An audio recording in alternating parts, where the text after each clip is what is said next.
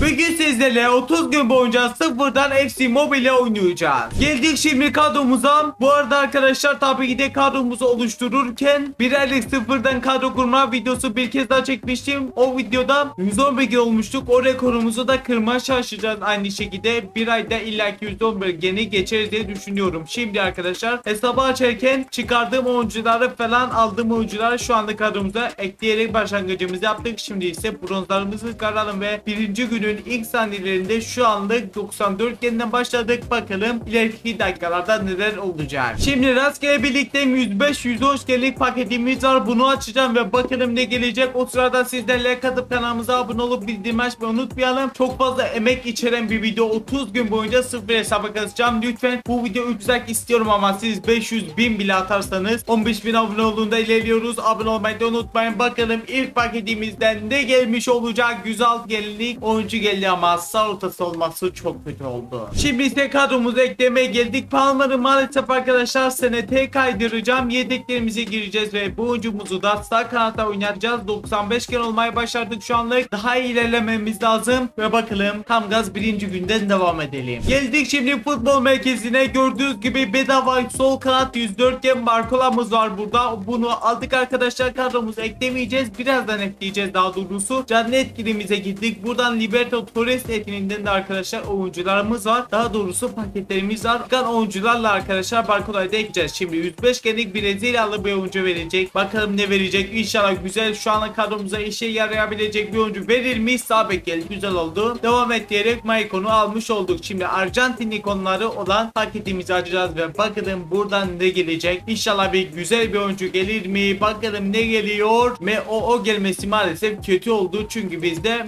MOO oyuncusu vardı. Yapacak bir şeyimiz yok. Şimdi burada 3 ödülümüz var. Parça gereksiz. Oyuncu paketi de arkadaşlar gördüğünüz gibi çok fazla maksimum oyuncu vermiyor. 180 iyi değil. 2000 cevherimizi bence buradan alalım ve sonra ise kan oyuncuları ve barkolarımızı kadromuza ekleyelim. Bakalım kaç gen atlayacağız. Geldik kadromuza. Barkolarımızı sol kanata ekledik. Bir gen atladık. 96 gen olmaya başardık. Riquelme'yi şu anlık mevcut oynatacağım. Bir gen atladık. 97 gen olduk. Maicon'u da sağ bekimizi ekledik. Bir gen daha atladık. 98 gen olmayı başardık ama birinci gün bitmedi. Şimdi ise mağazalara geldik ve birinci günün son hamlesi de 3000 cevherlik paket olacak ve bakalım ne gelecek. Şu anlık kadromuzun en kötü oyuncusu arkadaşlar. Deviye isterken 30 ilerleme gördüm. Yani en fazla 30. Yani yola gidecek en az 111 genlik oyuncu geldi galiba ya da 110 gen de olabilir. Yani güzel bir şey verdik gibi duruyor, yolumuza gitti ve bakalım ne gelecek. Lütfen güzel bir şey verir misin be? Haydi. Haydi oğlum, efsane yolumuza gidiyor. İtalya'dan gelecek. Sağ orta saha deme ama ya. Sağ orta saha çok kötü oldu. Bakalım kaç gen? 109 gelmiş. Ben arkadaşlar 110 gen 111 gen dedim ama 109 gelmiş. Şimdi kadromuza geldik arkadaşlar. Şu anlık kadromuza eklemek istemiyorum. Yani kendi mevkisinde oynayamam şu anlık. O yüzden yani çok aşırı derece düşüyor ama sol beke ekleyeceğim. Şu anlık bu şekilde oynayacak bu oyuncumuz. 2 gen atladık bu arada, 100 gen olduk. Birinci gününde sonuna geldik. Bakalım ikinci günde güzel ilerleme yapabileceğiz mi? Birinci gün beni tatmin etmedi. Birinci günün sonuna geldik. İkinci günden devam edelim. Geldik ikinci güne. 3000 cevherlik paketten başlangıcımızı yapıyoruz. Like'lara basmayı sayla basalım. Abone olmayı da unutmayalım. Bakalım ikinci günde neler yapmış olacağız. Kadromuza girebilecek bir oyuncu verirsen bak güzel başlangıç yapalım lütfen diyorum ve bakalım yolumuza gitmedi. 108 genlik MO oyuncusu verdim. Şimdi arkadaşlar gördüğünüz gibi kadromuza geldik. Riquelme'yi ofansif orta sahamıza yeniden alıyoruz. Yedeklerimize gireceğiz. Daha demin çıkardığımız oyuncu MO kısmına ekleyeceğiz ve bir tane de arkadaşlar bu oyuncu geldi bana video dışında. Onu da kadromuza ekleyeceğiz. 102 gen olmayı başaracağız. Şimdi 103 gen bir kenimiz varmış. Birinci günde var mıydı hiç hatırlamıyorum. Video dışında gelmiş olabilir. Bunu da stoper ekleyeceğiz ve bu şekilde şu anlık 103 gen olmayı başardık güzel bir şekilde ve bakalım devamı nasıl olacak ikinci günün. Şimdi ikinci hamledeyiz arkadaşlar. Burada bir standart paketimiz var görevler kısmında. Bakalım güzel bir oyuncu verecek mi hiç sanmıyorum ama umuttur ve bakalım ne gelecek. Buradan 107 gen Savic geldi. Hiç beklemiyordum. Bence güzel oldu. Fena oldu. Hem de satılabilir bir oyuncu. İleride belki işimize yaramaz, satarız. Savic kadromuza gelecek tabii ki de. Geldi kadromuza Kane arkadaşlar. Geldiği gibi gidiyor ve Savic kadromuza geldi. 104 gen de olmaya başardık ve şimdi ikinci günün son hamlesine geçeceğiz. Bakalım o hamle 105 gen yapacak mı bizi? O hamlede arkadaşlar buradan 950 puan vererek 105-110 gen arası 2 tane karma bir oyuncu verecek ve 950 puanımızı verdik. Bakalım karşılığında hangi oyuncular verecek? 2 tane verecek. Lütfen kadromuza girebilecek bir oyuncu verir mi derken yola gidiyor. Bakalım hangi yola gidecek bu arada? Koç yoluna gidiyor. O zaman yüksek olmayabilir. Uruguay sol kanat geldi. Hero kim var? Forlan mıydı? Galiba öyleydi. Forlan 108 gen çıktı. 105 artı çok iyi mi diye düşündüm. Ortalarda bir şey geldi. Güzel oldu. Arkasındaki oyuncular da arkadaşlar gördüğünüz gibi 105 genlik stoper. Bu da işimize yarar. Şimdi kadromuzda geldik. Yedeklerimizi girdik. Forlan'ı arkadaşlar şu anlık sol kanat oynatmayacağım. Sağ kanat oynatacağım. Güzel bir sağ kanat gelirse Forlan'ı sol kanata geri çekeriz. Şu anlık gene atlamadı bizi Forlan ama çok yaklaşmışızdır 105 gene. Şimdi stoper'e kadromuza giriyor. Onu da ekledik. 105 gene olmadık maalesef ama çok dibindeyiz. İkinci günün sonuna geldik. Üçüncü günde inşallah 105-106 gende oluruz. Üçüncü güne geçelim. Geldik üçüncü güne. Üçüncü günden futbol merkeziyle başlangıcımızı yapıyoruz. Total puanlarını arkadaşlar biriktirdim. Yani maçları oynadım. 240 puan biriktirmiş oldum. En yüksek halini oynamadım bu arada arkadaşlar. Dünya klası oynamadım. Profesyonel oynadım tüm maçları. Önemli maçlarda aynı şekilde haberiniz olsun. 240 puan toplamış oldum. En fazla 107 genlik oyuncu alabiliyorum ve ben buradan arkadaşlar kadroma da baktım. Şu anlık arkadaşlar 107 gen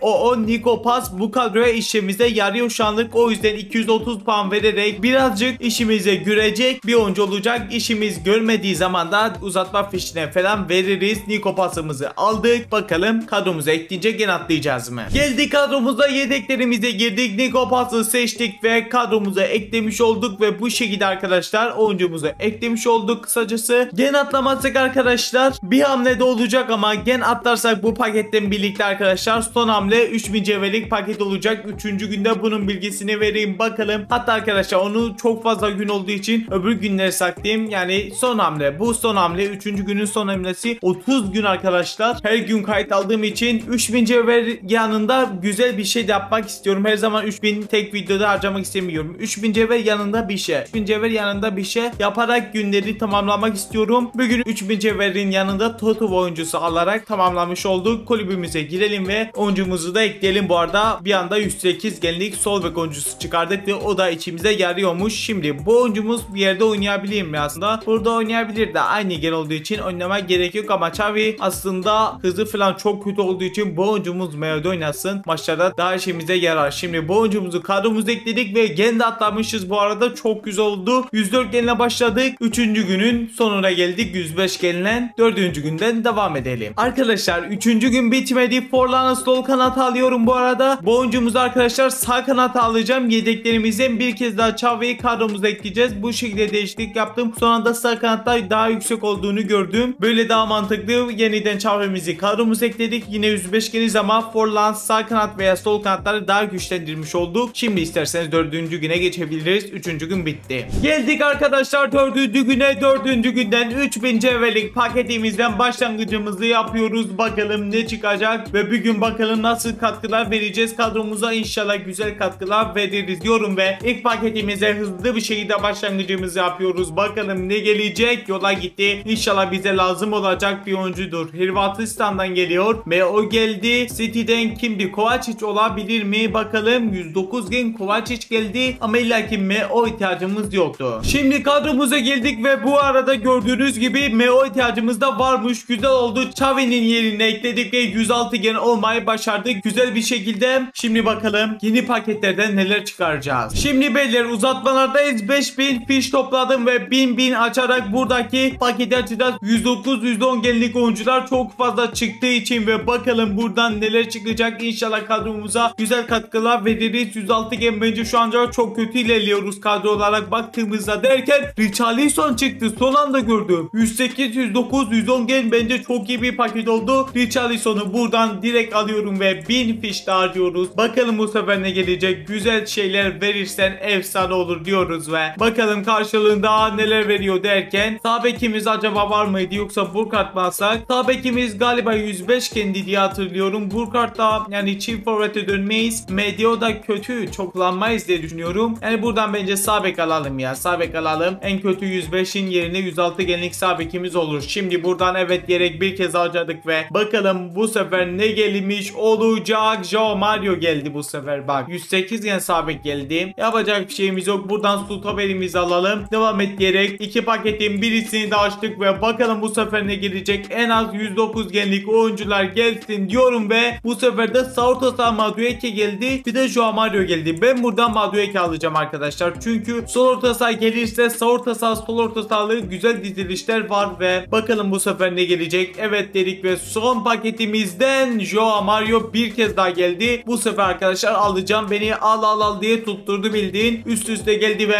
oyuncularımızı aldık. Tamamladık. Şimdi kadromuza girenleri ekleyelim. Geldik kadromuza. Richarlison sonra eklemeyle başlangıcımızı yapıyoruz. Şimdi buradan Joao Mario'da hızlı bir şekilde sağ bek ekledik. %1 gen olmayı başardık bu arada. %1 genlik stoperimizi de ekledik. Gen atlayamadık maalesef. Geri kalan da arkadaşlar şu anlık yedekte duracak. Bir sol orta saha gelirse var ya bunu kullanacağım arkadaşlar. Şu anlık bir tane kaleci ihtiyacımız var. O yüzden biraz genimiz düşük kalıyor. Ama 5. günde Zlatan alma ihtimalimiz var. Bugün bitti. 5. günden devam. Geldik 5. güne. 5. günde Zlatan etkinliğiyle başlangıcımızı yapıyoruz. Buradan 2 tane kart alacağız ve bu hesaba çok güzel bir şekilde kaleci lazımdı. Çıkmamışı bir türlü ve buradan 108 gen kaleci İbrahimovic'i alarak kalemizi güzel bir şekilde tamamlamış olacağız. Hızlı bir şekilde İbrahimovic yolunu izlemeye gerek yok. İbrahimovic'i aldık. Hemen kadromuza girelim ve hızlı bir şekilde ekleyelim. 109 gen %100 olacağız. Kalemizi çünkü bizim gerimizi çok düşürüyordu. Yedeklerimize girdik. Kalemize hızlı bir şekilde ekledik ve 109 gen olmaya başardık. Tam da tahmin ettiğimiz gibi. Şimdi mağazalara girelim ve buradan bir 3000 cevherlikten güzel bir şans bekliyorum. Bakalım gelecek mi? Hızlı bir şekilde 108-113 gen arası paketten bize lütfen EA Sports Game güzel bir şey ver be. Haydi oğlum. Haydi oğlum. İçime doğdu. Buradan bir en az 110 gen gelir mi? Puan da çok fazla kötü ilerlemedi. Belki 110 gen en az gelebilir. Tıkladım ve bakalım yola gidecek mi? Yola gitti güzel bir şekilde. Ve hangi ülkeden geliyor? Brezilya çarşın olur mu? Olmadı. Sağ bek geldi. Roma'dan acaba kaç gen be? 110 gen olur musun? 109 genmiş. Yani 108 gen gelip aynı oyuncular vermesinden iyidir diyorum ve kadromuza giriyorsa ekliyoruz. Bizde arkadaşlar Joao Mario varmış. Yerine artık West'e oynayacak. Gen atlar mı? Atlamıyor. Tam da tahmin ettiğim gibi. Bu şekilde bir iki transfer yaptık. 109 gen olmayı başardık bu bölümde. Bugün de daha doğrusu. O zaman 6. günden devam. Geldik 6. gün arkadaşlar ve 6. günden devam ediyoruz. Like'lara basamaysa basalım, abone olmayı da sakın ama sakın unutmayalım. 3000 cevherlik paketten başlayalım. Bakalım neler olacak. Bu arada 21.000 cevhere kadar biriktirmişiz. Güzel oldu. Şimdi bakalım buradan ne gelecek. Bir yola gidip de bizim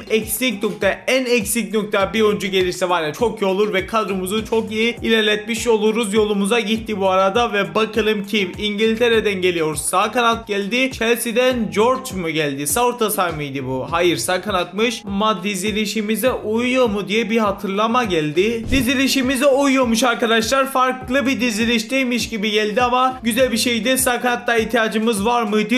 Gerçekten dediğim oldu arkadaşlar. Yola gitsin dedim, gitti. En ihtiyaç olan mevkiye gelsin dedim ve şu anda kadromuza baktığımızda en ihtiyacımız olan sağ kanat ve oraya geldi ve bir gen de atladık. Bu arada 110 gen olmayı başardık. Bu arada arkadaşlar galiba video dışında 108 gen diyeyim, 109 gen olmuş olabilirim derece basıp ama olmayabilir. Bunu belirteyim, yanlışlık olmasın. 110 geniz. Uzatmayalım, yeni pakete geçelim. İkinci paketimiz arkadaşlar 3000 cevherliğin yanında 7500 cevherlik paket olacak. Aslında 110 artırmaysak. Bakalım kaç cevher? 15.000 cevher. Yani tam 30 gün boyunca 3000 cevher açacağımız için bazı günler sıkıntıya girmeyelim diye 15.000 cevher açmayacağım. 7500 açacağım şu anlık. Belki ileriki günlerde açarız. Bu arada yeni oyuncularımız da geldi. Ben bu videoyu çekerken Gullit inşallah çıkar diyorum ve 7500 cevherlik paketimizi açıyoruz. Bir tane açacağım. Bunun da bilgisini vereyim.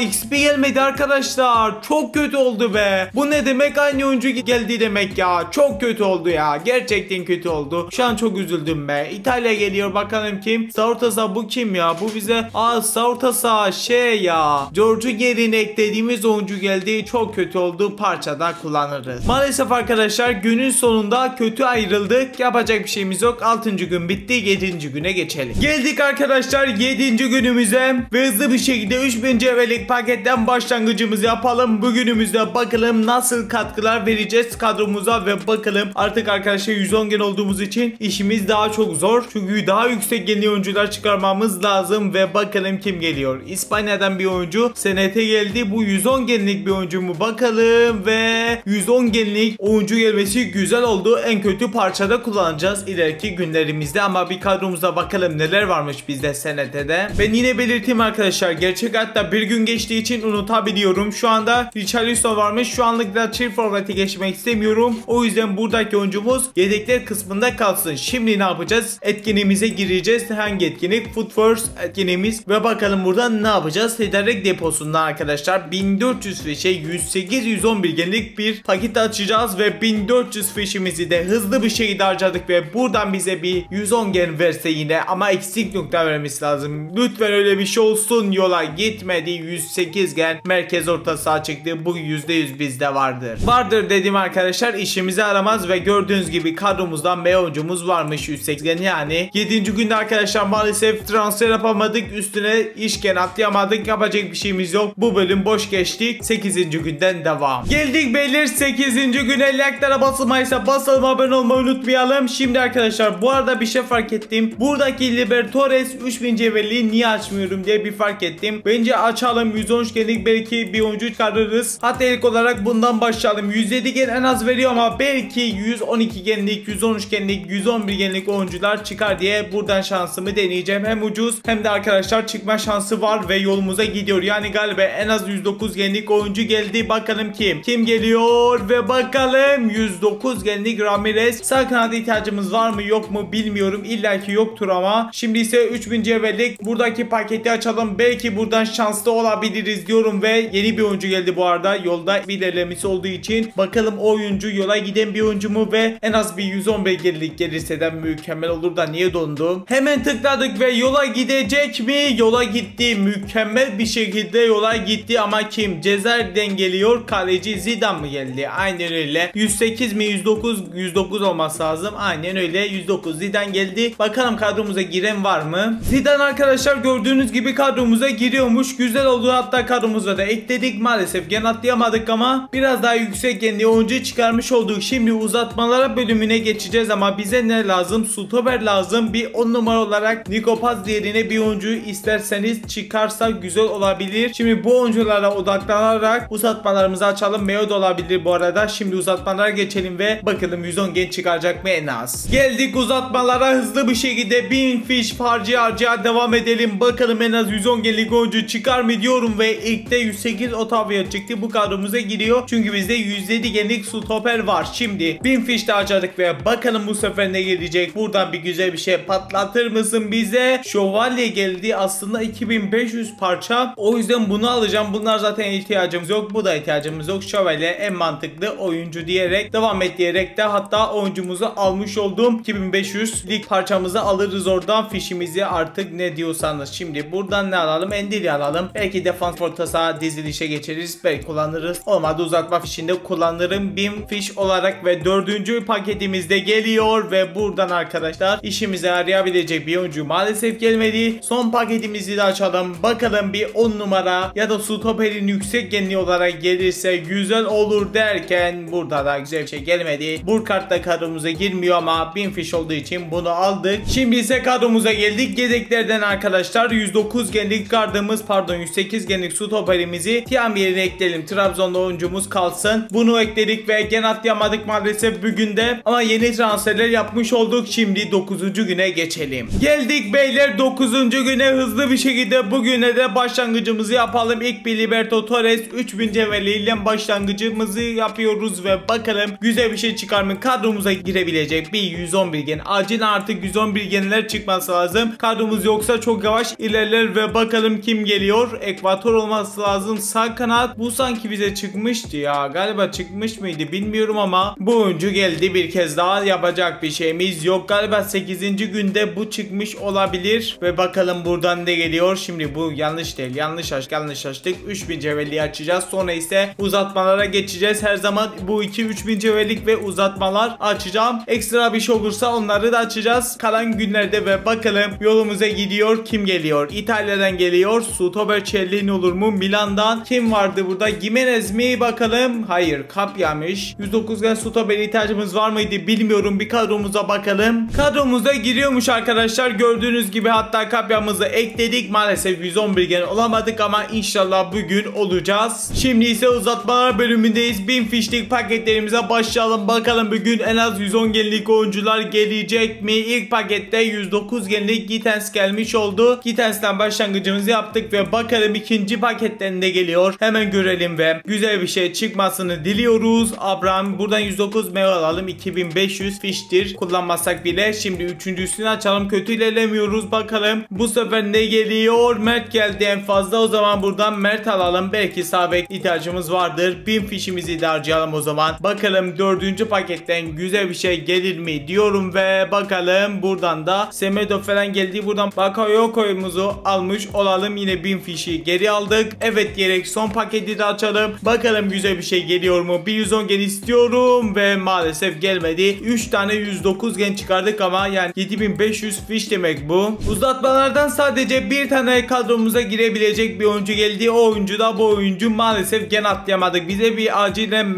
o oyuncusu lazım. İnşallah bir dahaki günde çıkar diyorum ve 10. güne geçiyorum. Geldik beyler 10. günümüze. Like'lara basalım. Abone olmayı unutmayalım artık. 10. güne kadar gelmiş olduk. Yavaş yavaş yarılıyoruz. İlk olarak Liberto Torres paketimizi açalım. Bakalım güzel bir şey çıkacak mı bu sefer? Yolumuza gidecek mi? Giderse güzel olabilir. 2'de 2 gidiyoruz yol olarak. Gol garanti değil çünkü ve yola gitti yine. Haydi oğlum. Haydi oğlum buradan güzel bir şey ver. Arjantin'den geliyor. Sol orta saha yüksek olabilir belki. Bakalım 108'miş. Rojas işimize hiç ama galiba yaramaz. Şimdi ise ne açacağız? Footwears etkinliğimizin paketini açacağız ve bakalım gelecek mi? Yüksek de olabilir yani yeni oyuncu geliyorsa yüksektir illaki. Bakalım yüksek olur mu? İngiltere'den bir oyuncu geliyor. Stoper kim acaba? Hero. King mi? King 112 gen mi? Oo! Efsane oyuncu çıktı. 112 gen. Mükemmel. Çok güzel bir şans. Şimdi ise kadromuza geldik beyler. Yedeklerimize girdik de King'imizi görüyoruz ve burada bir 110 genlik oyuncumuz var. Önceden çıkarmıştık. Bunu artık kullanma vakti geldi. O yüzden dizilişimizi değiştireceğiz. Buradan geleceğiz. Neredeydi? Bu muydu? Bakalım bu değildi. Buna bakalım. Bu da değildi. Hangi üçlü defanslı? Üçlü defansa geçiyoruz bu arada. Bu da olmaması lazım. Bakalım. Bu arkadaşlar. Buna şu anlık geçeceğiz. Şu anlık hala bizim 10 numara kısmına bir oyuncu lazım. İnşallah artık çıkar. Yedeklerimize girdik. King'i güzel bir şekilde eklemiş olduk. Zaten 110 gendik. Yani gen yükselmedik hala. Yedeklere girdik. Sağ orta saha sol ortası olduğu için arkadaşlar rahat rahat geçtim bu dizilişe. Kings'i de gördüğünüz gibi ekledik. Olan genimize ulaştık. Şimdi ise bunu da eklediğimizde 111 gen olduk. Güzel bir şekilde. Mükemmel oldu. Şimdi başka da girebilecek bir oyuncumuz yok ve bu şekilde bir kadroda şu anlık hala işimiz bitmedi. Bakalım 10 numara çıkarırsak efsane olur. Uzatmalar bölümüne geldik. Hızlı bir şekilde 1000 fişimizden başlangıcımızı yapalım. Bakalım 10 numara gelir mi? Gelirse var ya çok iyi olur. Gittens bir kez daha geldi. 2500 fiş olduğu için bunu alacağım. Bize bir 110 genlik bir ofansif ortası acilen lazım be. Varsa güzel olur. Bakalım gelmedi. Jimenez geldi ama. 110 gen olduğu için direkt alacağım. 5000 fiş demek arkadaşlar. Kadromuza girmez çünkü bizde 2 tane 110 gen olduğu için. Ama arkadaşlar 5000 fiş kasmış olduk. Çok iyi oldu ve bakalım. Dyer geldi. Yine 1000 fiş aldık ama bize ofansif ortası ama yüksek lazım. En kötü bari 108 versin. Şu anlık onu kullanalım. O da işimize yarar. Bakalım yine gelmedi. Yine ofansif ortası maalesef yüksek olarak gelmedi. Bugünün son paketini de açalım. Bakalım kadromuza girebilecek bir oyuncu gelir mi? Hadi oğlum gelir misin? Ve geliyor. Bakalım kimler geliyor derken maalesef buradan da arkadaşlar bu oyuncumuzu alacağız. Bakalım kadromuza girebilecek bir oyuncu geldi mi? Hiç sanmıyorum ama. Beyler kadromuza girebilecek yüksek genli bir oyuncu gelmedi ama buradan Jimenez bu oyuncudan daha iyi olduğu için bunu kullanacağım. En kötü bu oyuncumuzu da şu anda kadrodakini de parçada kullanmış oluruz bu şekilde ileriki günlerde. Şimdi bir de arkadaşlar Dyer bu oyuncudan daha iyi kart olduğu için gördüğünüz gibi hızı biraz iyi, defans ve fiziksel biraz düşük ama yine ben bu oyuncumuzu kullanmış olacağım ve gerisi de kadromuza girmez. Burada da günün sonuna geldik. 111 gün olmayı başardık. 11. günden devam. Geldik beyler 11. günümüze. Bu sefer uzatmalardan başlayacağım. Çünkü çok aşırı derecede iyi bir şey çıkmadığı için 110 gen gelir mi bu sefer? 109 gen Retugu geldi. Direkt alıyorum. Bize 10 numara lazım. Galiba 10 numara lazımdı. Yine bir gün geçtiği için yine unuttum arkadaşlar kadromuzu ve bakalım ne geliyor. Mert Müldürümüzü alalım Fenerbahçe'den. Devam et diyerek 1000 fişimizi daha harcadık ve 3. paketten de gidiyor. Bakalım görelim ve 110 gen gelmedi yine maalesef. Burada Madio 2 alacağız. Uzun zamandır 110 gen gelmiyor. Artık verir misin bey? Lütfen diyoruz ve buradan bize 110 gen hayırlı uğurlu olsun diyelim mi demeyelim. Dedi bize iyi. Şimdi o zaman son paketi açalım. Sonra mağazalara geçeceğiz. Oradan 3000 cevherlik paketlerimizi de yeniden her zaman açtığımız gibi açacağız. Ve buradan da Nunes geldi. Acaba kadromuza girebilecek bir oyuncu var mı? Doğru, belki girebilir, bir kadroma bakayım ben. Kimse belli kadromuza girmiyormuş. O yüzden buradan Nunes alıyorum ve direkt mağazalara geçiyorum. Geldik mağazalara. İlk bir Liberto Torres'ten başlangıcımızı yapalım. 3000 cevherimizi buraya harcadık ve bakalım ne gelecek. Hiç yola gitmemezlik yapmadım. Bakalım yine yola gider mi, bakacağız. Yola gitmedi. Keşke demeseydim be. Öyle dedim ve nazar değdi, yola gitmedi. Yapacak şeyimiz yok. Sağlık olsun diyerek buradaki Footwears etkinliği paketini açalım ve bakalım buradan ne geliyor. Yapma. Bugün en kötü günlerden galiba arkadaşlar. Hiçbir gelmedi gördüğünüz gibi. Bizde olan bir oyuncu geldi. Bari yüksek olanlardan birisi gelir mi? O da gelmedi. 2'de 0 mağazalar. Kadromuz arkadaşlar 10. günde böyleydi. 11. günde de böyle kalacak. Çünkü hiçbir transfer yapamadık. Geldik beyler 12. günümüze. Uzatmalarla başlangıcımızı yapalım. Like'lara basmaysa basalım. Abone olmayı sakın ama sakın unutmayalım diyoruz ve maalesef uzatmaların yine donması derken bu arada geldi ve ilk paketten maalesef çöp geldi. Bugün de arkadaşlar güzel bir şey çıkmazsa uzatmaları video dışında açacağım. Kadromuza girebilecek bir şey çıkarsa da videoda ekleriz ve buradan ne geliyor? Madueke geliyor. Galiba artık buradan bizim işimizi arayabilecek oyuncu gelmiyor gibi duruyor. Bugün galiba son kez açacağım video içerisinde ve bakalım ne gelecek. Lang geldi derken Alvaro üstüne Müller. Şimdi buradan illaki senetimiz %100 vardır. Buradan ben Alvaro alacağım. Tam arkadaşlar açmayacağım derken 110 geni patlattı bize. O zaman açmaya devam ki. Galiba ama yine açmayabilirim arkadaşlar. Geldi diye öyle hemen arkadaşlar şey yapmayalım. Yükselmeyelim. Buradan alalım. Mert'imizi alalım Fenerbahçe'den. Onayla diyerek almış olduk. Son kez açalım bugün de. Bakalım ne gelecek. Hızlı bir şekilde açtık ve haydi oğlum bir 110 gen daha gelir mi? Maalesef gelmedi. En berbat paketlerden birisi olmuş oldu. Üçlü defans oynadığımız için Alvaro bu arada kadromuza girmiyormuş. Onu kontrol ettim. Bunun bilgisini vereyim. Belki yüze bir isabet çıkarırız. O zaman 4'lüğe geçebiliriz. Ve bakalım buradan ne geliyor. Haydi oğlum bir güzel bir şey verir misin bize? Yolumuza gidiyor güzel bir şekilde ama kim olacak? Arjantin geliyor. Sol orta saha geldi. Dizilişimize uyuyor ama yüksek bir oyuncu mu? Bakalım. 108 gen. Rojas illaki işimize yaramazdır diye düşünüyorum. Şimdi 4000 cevherimiz kaldı bu arada. 3000 cevherlik. Hemen bu paketimizi de açalım. Bakalım bu sefer ne gelecek? Yeni bir oyuncu gelmesi güzel oldu. Ne kadar yükseldi bu arada hiçbir şekilde görmedim ama yeni bir oyuncu geliyor. Onu eminiz. Bakalım ne gelecek ama o önemli. Şimdi bu Nijerya Kanu mu geldi? Evet Kanu geldi. İşimize yarayabilir çünkü 111 genlik bir oyuncu geldi. İşimize arkadaşlar Kanu gördüğünüz gibi çok işe yarıyormuş ve 112 gen maalesef hala olamadık ama güzel bir transfer yaptık. Artık 112 gene %100 çok yakınız. O zaman yeni güne geçelim. Geldik beyler 13. güne hızlı bir şekilde paketlerimize başlayalım. Bakalım bugün de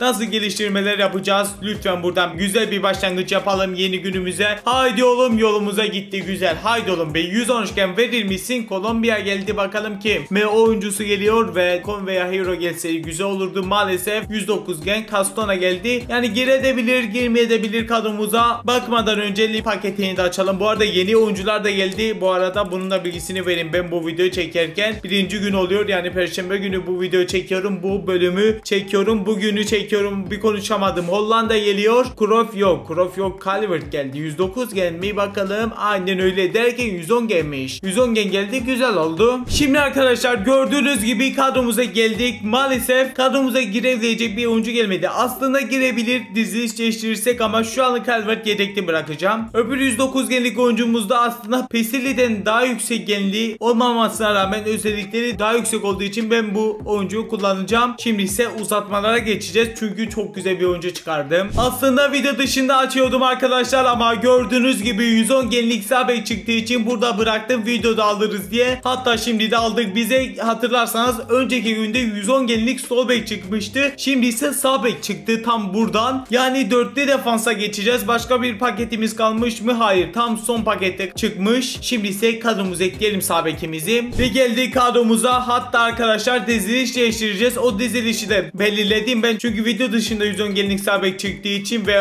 bu dizilişe geçeceğiz. Gördüğünüz gibi 4-4-1-1 atak dizilişine geçeceğiz. Belki yine diziliş değiştirebiliriz öbür günlerde çünkü Jimenez var. 2 tane 110 gen santraforumuz var. Calvert'ımız kadromuz var arkadaşlar. Yani seçeneklerimiz var. Nunez da şu anlık kadromuza geliyor gördüğünüz gibi. Maalesef gene atlayamadık ama güzel bir transfer yaptık. Uzun zamandır gene atlayamıyoruz bu arada. Bugün de atlayamadık. Yeni güne geçelim. Geldik arkadaşlar 14. günümüze. Like'lara basılmaysa basalım. Abone olmayı da unutmayalım. İlk olarak festival paketlerimizi yine açalım. 15 tane varmış. Hızlı açmaya başlıyoruz. Bakalım neler çıkacak. 300 cevher çıktı ilkinden. Bakalım bu sefer ne geliyor? 5000 coins. Üçüncüsünde güzel bir şey var mı? Antrenman aktarım antrenmanı derece yükseltme geldi. 1500 daha. Son kez açıyoruz bugün de. Bakalım bu sefer 300 antrenman puanı şimdi geldi. Ve sonra ise ne yapacağız? Bir buradan Libertadores paketi açalım. Bakalım yola gidecek mi? Giderse de ne gelecek? Efsane olur gidersem. Haydi oğlum. Haydi oğlum buradan bize efsane bir şey verir misin? Bakacağız. Yola bile gitmedi. 107 genlik oyuncu gelmiş oldu. Şimdi ne yapacağız? 108 genlik 1000 cevherlik buradaki paketi açacağız. XP artış oldu ama ne kadar artış oldu hiç görmedim. Az da olabilir, çok da olabilir. Bakalım yolumuza gidiyor ama bakalım kim gelecek. Haydi oğlum Amerika'dan bir oyuncu geliyor.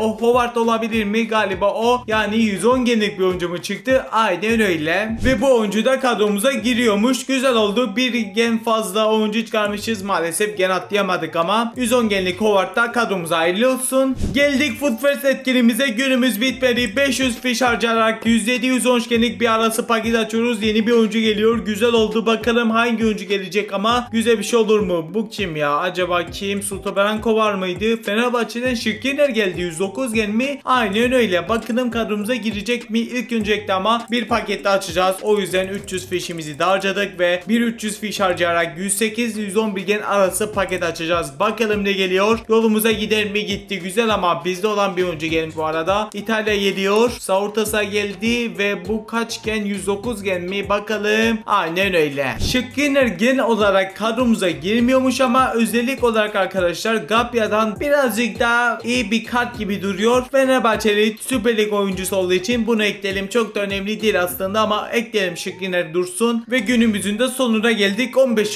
günden devam. Geldik beyler 15. günümüze hızlı bir şekilde festival paketlerimizi açalım. İkili direkt açacağım. Zaten 2 tane açabiliyorum. Belki paketimizi tuttururuz bu sefer. Yola gitmedi. Derece yükseltme ve 20 parçamızı almış olduk. Şimdi ne yapacağız? 3000 cevherlik paketlerimizi açacağız ve bakalım ne gelecek. Haydi oğlum bir güzel bir şey vermen lazım artık. Paketimiz geliyor. İlk bir gümüş, bronz ve coinsimizi aldık. Sonra ise yola gidecek mi? Yola gitmedi maalesef be. Sağlık olsun diyerek o zaman ne yapacağız? Biraz üste geleceğiz ve buradaki 3000 cevherlik paketi de açacağız ve bakalım ne gelecek buradan. Hemen tıkladık ve gümüş bronzlarımızı aldıktan sonra yolumuza gidecek mi derken hiçbir artış olmadı. Sonradan fark ettim. Maalesef bugün arkadaşlar en kötü günlerden birisi oldu ve başka da işimiz yok bugün de. 16. güne geldik. 16. günde maalesef 2 tane 3000 cevherlik açamayacağız ama ben şansım arkadaşlar Libertadores'te deneyeceğim. Gerçekten burada son zamanlarda belki siz tam görmüyorsunuzdur. 15 gün boyunca kayıtlı olduğum için görmediğiniz öbür videolar belki hatta görmüş olabilirsiniz. Bilmiyorum, boş yaptım. Burada çok şanslı oldum. Maalesef olmamışım. Yani normalde 112 gen çıkardım. 113 genlik çıkardım. Video izlediyseniz buradan arkadaşlar 24 saat video. O yüzden denemek istedim. Maalesef çıkmadı. Şimdi ise buradaki paketi açalım ve bakalım buradan ne gelecek. Buradan bir tane açtım. 112 genlik bir oyuncu çıkmıştı. Bakalım bu sefer ne gelecek. Lütfen yüksek genli bir şey verir misin bize? Haydi ikon yoluna gitseydi güzel olurdu, gitmedi. Bakalım ki senete 110 gen mi? Ya 111 gen ya 110 gen olması lazım. 110 genlik oyuncuymuş. Şimdi arkadaşlar kadromuza geldik. Diziliş değiştireceğiz. Yedeklediği oyuncularımızı biraz daha kadromuza katkı vermesi için ilk 11'e eklemek için dizilişimizi değiştirdik. Şimdi oyuncularımızı ekleyelim. Calvert'ı gördüğünüz gibi ekledik. 111 gen oldu. Kaç gendik? Galiba 111 gendik zaten. Şimdi maçı daimaya eklesek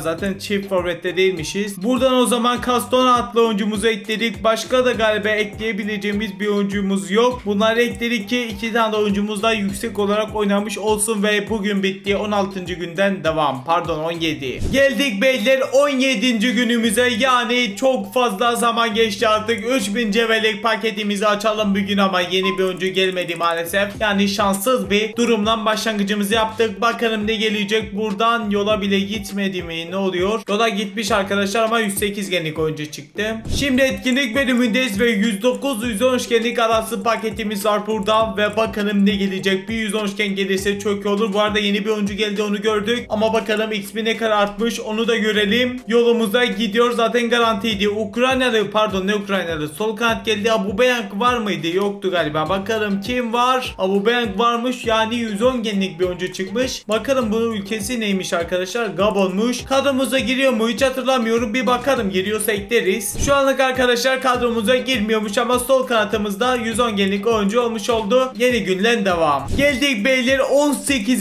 günümüze ve buradan bir paket açacağız. Buradan değildi galiba. Buradan değildi. Tedarik deposundan bir paket açacağız. O da gördüğünüz gibi 111 gen garantili bir paket. Bugün maalesef 3000 cevherlik paketi açamayacağız. Bunun bilgisini vereyim. Cevher bulamadım artık arkadaşlar. Cevherler sıfırlandı. Bakalım ne geliyor, yolumuza gidiyor zaten. Arjantinli bir oyuncu gelecek. SLT Crespo. Galiba Crespo. Bakalım kaç genlik derken arkadaşlar zaten 111 gen garantiydi. Bakalım SLT'miz kimmiş, keşke farklı pozisyon gelseydi ama. SLT'miz arkadaşlar gördüğünüz gibi Richarlison'muş. Yani şu anlık Crespo aşırı derecede ihtiyacımız olan bir oyuncu olmadı. Şu anlık yedeklerde bırakacağım. Belki ileriki günlerde kullanırız. Ve artık bir 112 gen olmak istediğim için King'e birazcık derece basacağım. 112 gen olana kadar bakalım ne olacak. Hatta genel olarak basacağım. 280 daha puan verdik. King'i gördüğünüz gibi ne yaptık? Mavi haline dönüştürdük. Bakalım 112 gen olmuş muyuz ve olamamışız. Başka oyuncuya var mı basabileceğimiz? Kadroda gerini garantileyen Kanu'ya belki basabilir ya. Basılabilir arkadaşlar. Kanu illaki kadromuzdan çıkmaz. O yüzden derece basalım. Yeşil derece yaptık. 280 puandan verdik ve 113 genlik Kanu'muz hayırlı olsun diyerek bir geri çıktığımızda bakalım olduk mu? Olamamışız arkadaşlar. O zaman burada bırakalım. Öbür oyuncular belki kadrodan çıkar diye başka oyuncuya basmayalım. Yeni güne geçelim. Geldik beyler 19. günümüze. İlk önce bir yıldız biletinde gördüğünüz gibi bir paketimiz var ve bir tane de 100 cevher eksik var. 3000 cevherlik paket açmak için. Buradan gördüğünüz gibi almış olacağız ve bakalım yola gider mi? Yola gitmedi maalesef. 1900 cevher aldık. Çok güzel. Arkasındaki ödüller de bu şekilde. Maalesef düşük yeni bir oyuncu çıkmış gördüğünüz gibi. Şimdi mağazalara girelim isterseniz derken limit dolmuş. Biraz yeni oyuncularımıza antrenman basalım. Geri açtım ve mağazalara geldik ve 3000 cevherlik paketi dün açamamıştık. Bakalım bugün açabileceğiz ve güzel bir şey çıkar mı derken XP artışı olmadı. Yani bizde olan bir oyuncu gelecek. Bari bizde olan yüksek yeni oyuncu verir misin? Bakalım yola bile gitmedi maalesef. 108 gen Pnazola gelmiş oldu. Ve bir de arkadaşlar video dışında uzatmalar paketinden 1000 fişlik paket var ya. Oradan 110 genlik bu oyuncu çıkardık ve bu oyuncu da kadromuza giriyor gördüğünüz gibi. Kadromuza da bu şekilde ekledik. Bugünün de sonuna geldik. Geldik belli 20. güne. Like'lara basılmaysa basılma, abone olmayı da unutmayalım. 20. günümüzde Şampiyonlar Ligi geldi bu arada. Ama biz bunu açmayacağız ve son günlere geldiğimiz için de arkadaşlar etkinlik içerisinde çok fazla yapılabilecek artık hiçbir şey kalmadı. O yüzden bugün de 3000 cevherlik paketimizi açacağız ve yola gider mi? Maalesef gitmedi be. Keşke gitseydi. Yeni bir oyuncular da var gördüğünüz gibi. Ben bu 20. günü çekerken yeni haftamız gelmiş oldu. Bir tane de buradan şey mi denesek? Şampiyonlar Ligi'ni mi? Libertadores mi denesek? Şampiyonlar Ligi geldi. Haydi bunu deneyelim. Normalde ben 20 tane arkadaşlar 22 pardon birden açtım. Çok güzel şeyler çıkaramamıştım. Siz bu videoyu izlerken tabii ki de o video çoktan yayınlanmış olacaktır. Ve yola gider mi? Maalesef gitmedi gördüğünüz gibi. Cevherimiz kalsın, öbür günlerde harcayacağız. Direkt yeni güne geçelim. Geldik belli 21. günümüze ve burada bir 108-110 gen arası paketimiz var. Bu da arkadaşlar artık etkinliğimizin son paketi. Etkinlik içinde hiçbir şekilde paket artık kalmadı. Buradan da maalesef 108 gen Teo geldi gördüğünüz gibi. 3000 cevherlik paketi de açalım o zaman ve bakalım buradan ne çıkacak. Haydi oğlum diyoruz ve paketimizi açıyoruz. XP artış olmadı. Yani bu da demek yeni bir oyuncu gelmedi demek. İnşallah bana güzel bir şey gelir. Maalesef gelmedi. Teo bir kez daha geldi. 22. günden devam. Yeni güne geldik. Mağazalara girdik ve bugün de sadece arkadaşlar 3000 cevherlik paketi açacağız. Çünkü etkinlikte dediğim gibi hiçbir şey kalmadı. Ve bu 22. gün arkadaşlar like'lara basılmaysa bu arada basılma, abone olmayı da unutmayalım. Yarın da son gün olacak arkadaşlar. Yani 23. günde bitireceğiz artık bu videoyu. Çünkü artık arkadaşlar yapacak bir şey artık kalmadı. Cevherimiz de bitti zaten. Buradan da maalesef güzel bir şey çıkmadı. Son 3000 cevherlik paket açacağız. Sonra galerideki oyuncularımızı alacağız. Derece basacağız. Yarın artık son gün diyebiliriz. Geldi beyler 23.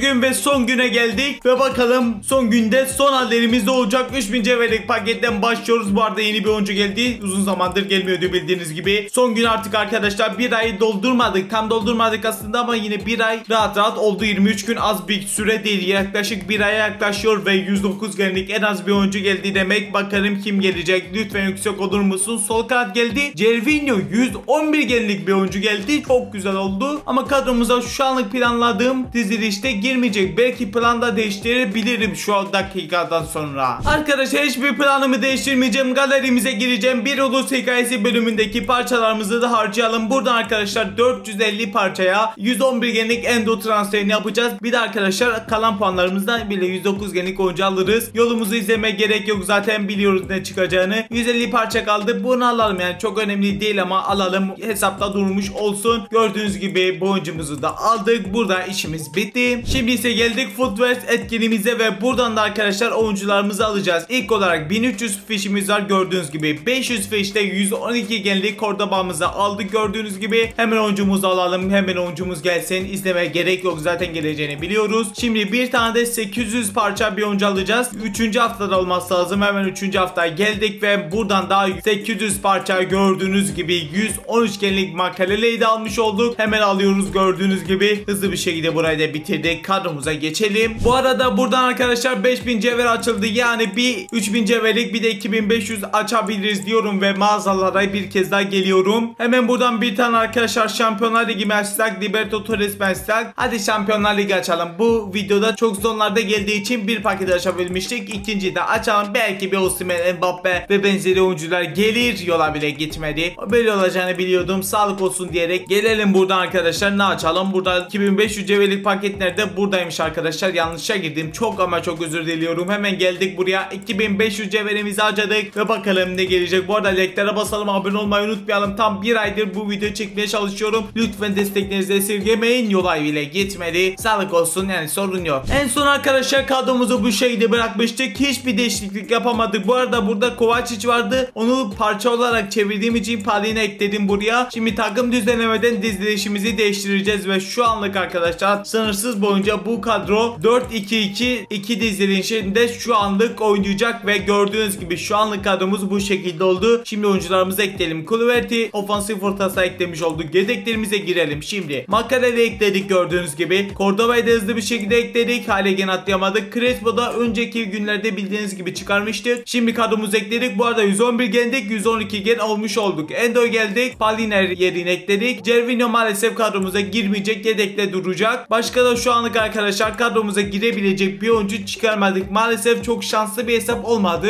En iyi King çıkardık. O da bir tane. Keşke daha şanslı olsaydı yüksek genli olurduk. Şimdi 112 genimiz ama bitmedi. 5000 küsür derece parçamız var. Sıra sıra herkese ikişer tane basacağım. Artanlarla da üçer tane yapabilirim. Şimdi isterseniz Crespo ile başlayalım. 280 puan verdik. Crespo gördüğünüz gibi mavi derece yaptık. 113 genlik karta dönüştü. Makalele'ye geldik. 140 puanımızı verdik. 114 gen olmuş oldu. Her oyuncuyu bu arada göstermeyeceğim arkadaşlar. Video zaten çok uzun. Ekstra sıkıcı hale gelmesin. Makalele gördüğünüz gibi mavi derece oldu. 115 genlik hale dönüştü. Mükemmel oldu. Kadromuzun en iyi oyuncusu. Cordoba'ya geldik. 140 puanımızı verdik. 113 genlik hale dönüştü. Gördüğünüz gibi devam et diyerek 280 daha puan verdik ve gördüğünüz gibi mavi derece oldu. 114 genlik karta dönüştü oyuncumuz. Herkese ikişer derece basılmış. Puanımız arttığı için Makalele bir kez daha döndüm. 420 puan verdik ve Makalele mor derece oldu. Devam et diyerek hatta bir 560 daha verdik ve Makalele kırmızı dereceli 117 hale döndü. Hatta 700 parça tam yetiyor. Makalele fullleyelim be. 700 puan daha verdik. Turuncu haline getirdik. 118 gen Makalele hali olsun diyerek beceri puanlarımız bitti. Pardon derece yükseltme ve geri çıktığımızda bakalım kaç gen olmuşuz. 114 gen olduk. Çok güzel. 113'te kalacağım diye korkuyordum ve 118 gen Makaleleli 114 genlik efsane bir kadro oldu. Daha güzel olabilirdi aslında ama şanslı olamadık paketlerden. O kadar da olurtuyoruz ve 23 gün içerisinde arkadaşlar 114 genlik bir kadro kurduk. Daha fazla da video uzatmadan arkadaşlar videomuzun sonuna geldik. İnşallah eğlenmişsinizdir. Güzel bir video olmuştur. Like'lara basalım, abone olmayı unutmayalım. Daha çok bu tarz içerikler gelecek bu kanalımıza. O zaman ne yapalım? Videomuzun sonuna gelelim. Sol tarafa bir video bıraktım. Sağ üstte oynatma listesi bıraktım. Oradaki videoları da izleyebilirsiniz. Ben de biliyorum bu kadar. Kendinize çok çok iyi bakın. Görüşürüz. Bay bay.